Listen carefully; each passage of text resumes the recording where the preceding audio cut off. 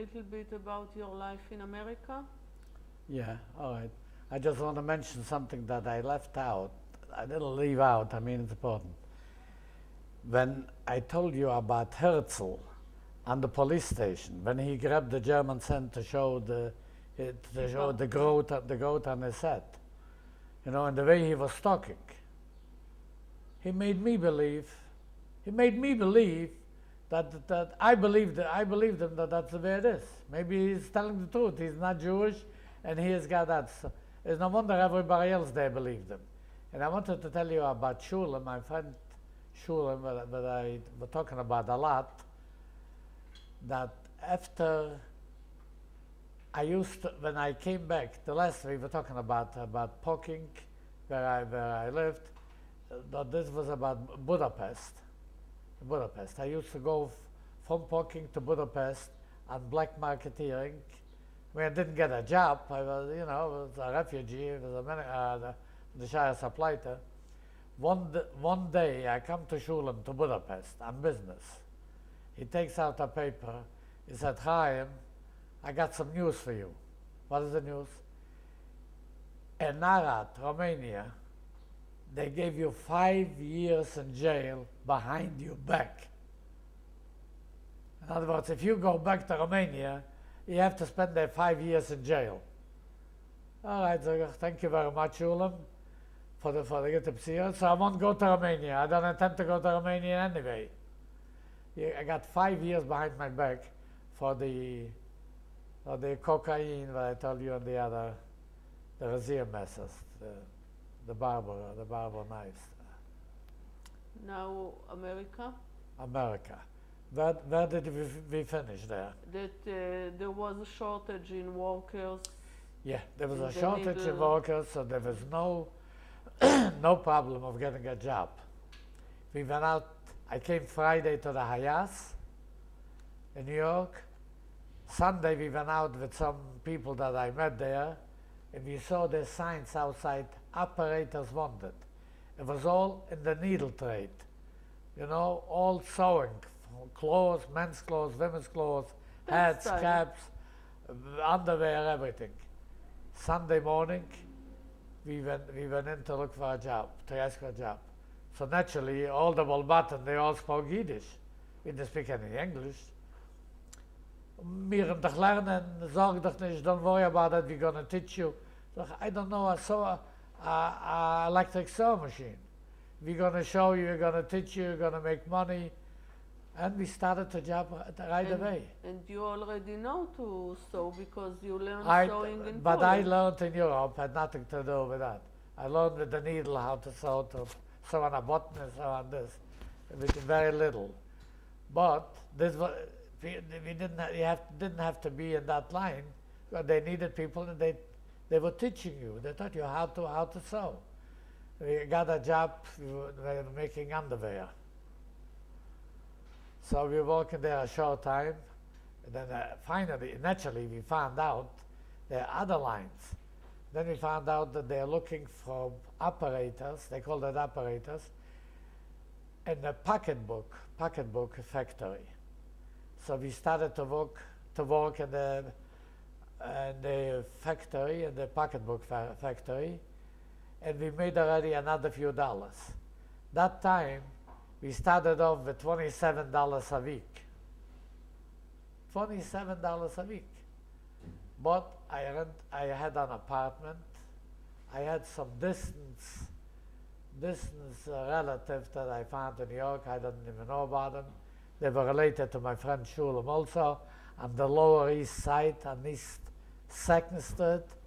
They found me an apartment on the 5th floor, an old apartment with old dishes and everything else. I think I signed up for $600. It was worth a penny. You can give it away today. There was no refrigerator. There was no stove. They brought up the ice for the ice box to the 5th floor, and coals to cook for the kitchen, you know, to make a hot meal. And eventually it took me a while, and I paid off the $600. But then locally we found already from there an apartment on Christie Street, It was already a nice apartment. The first time I lived in an apartment, they had a shower and a bed, electric heater, air conditioner. And this was like a new world. It wasn't a good section, but the apartment was good. If we lived there for a while, my wife went to work to help out. She knew how to sew because she was sewing at home. So she helped out, she went to work. And from there, I had a friend from Romania that we met in Arad. And he came to America also. He lived in around Gramercy Park in Manhattan. It happened to be a very famous section. He lived there. I know how he got there with her. One day he called me up, Chaim, I got an apartment. You want to move? Do I want to move to Gramercy Park? A good question. How much is the rent? $40. Beautiful, good. For $40 an apartment on the third floor in Gramercy Park, 152, excuse me, 152 East 22nd Street, New York, Manhattan. And we lived there, we moved there, and after that, as far as jobs are concerned, I met some guys that they worked in the Matchgood. You don't know what Matchgood is. Matchgood is a factory from children's hats. What we made is the hats that match the suit and the coat and the pants and everything. We made only hats. Other contractors made the coats. So I was working in that factory. And that factory was very nice. I try to think the name of the factory. Not important. Never mind. It was very nice. We made a living. We made very good. But we started to Americanize already. A year and a half in the country. We still spoke very little English. And then I met some friends, and we were working together, and then they started to talk about, we don't want to work for anybody. These bosses, they don't know how to sign their names. They think they called us Greener, the old New York as the welcome for the friend, the Greener. You didn't hear that in the Italian section, the Greener. So we might be Greener, but we know a hell of a lot more than this guy who owns the factory.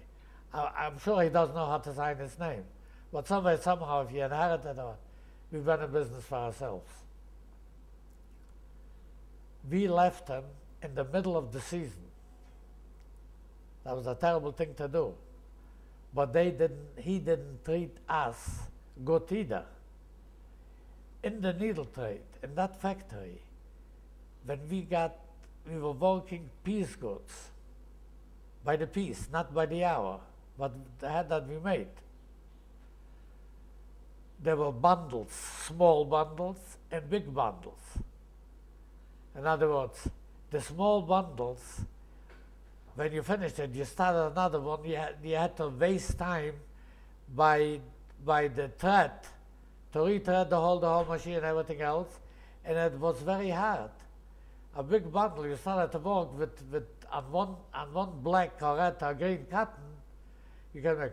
The big bundles got the old timers, the guys that worked out that they were breeder, and we treated like, but we didn't have a choice at the beginning.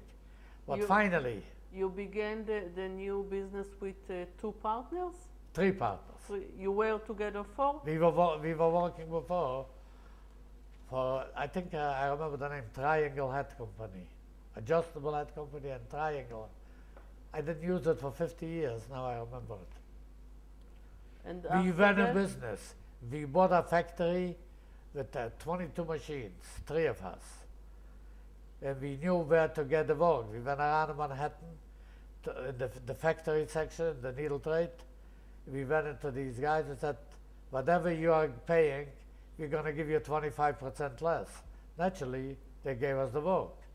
Till the union came along and came to us and then tried to put us out of business.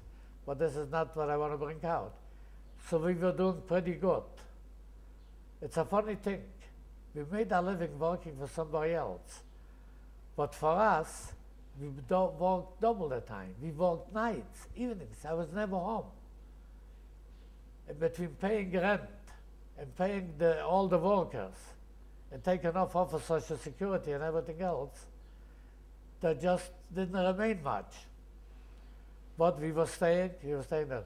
I remember one day the accountant came and made the payroll. So can you explain me how you make the payroll? And I was watching him. He explained me the payroll. 2 months later, I made the payroll. And after that factory, what did you do? After that factory, after a while, the union gave us a lot of business. The union wanted to unionize. Once we unionize, we're not going to make a living. We have to pay the Puerto Rican girls double what we pay. So we didn't want. We had one factory that kept us in business in a different city. I'll try to remember the city. Never mind. In New Jersey. And they gave us all the business. Eventually, we got rid of all the small manufacturers. We got one big manufacturer. There was only one problem. They worked for mafia. It was a mafia factory. They just used the money to legalize their money. Let's put it to cash in the money. And at one day they went out of business. They went out of business. They went out of business. We went out of business. That was the end of that. That time, 2 of my friends went, they opened another factory. I bought a dry cleaning business. Somehow, this I felt that I can manage it. I went into the dry cleaning business, and I did very well. I knew a little about sewing. My wife came in, and she did the fitting for to shorten a skirt or a dress or sleeves or whatever for the women, and I did all right, but I wasn't happy. I knew this is not, it's good, I'm making a nice living, but I want to make money.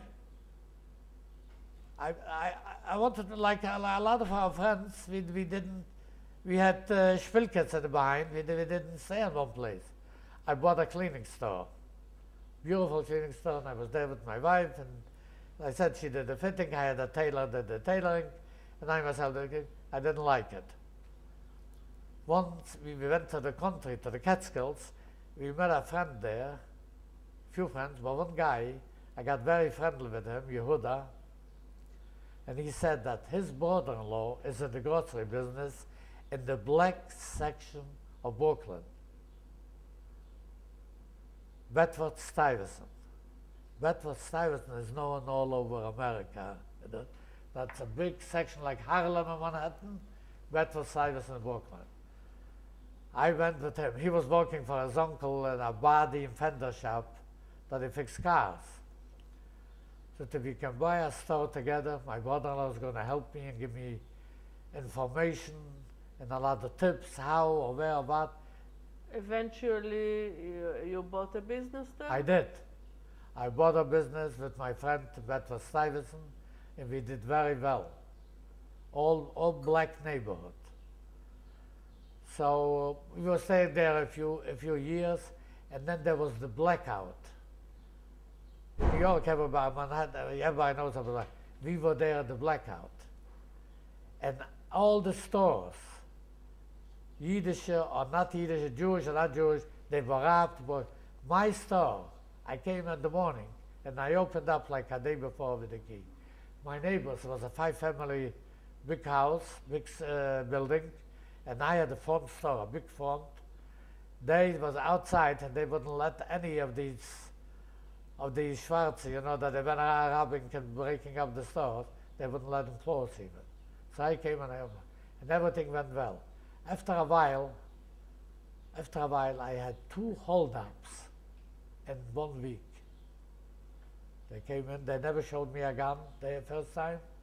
He was holding the hand in his pocket, He said, hold up, give me your money. So, all right, I'll give you the money. I put my hand on the register. I said, stop it, hold it. So what do you want me to do?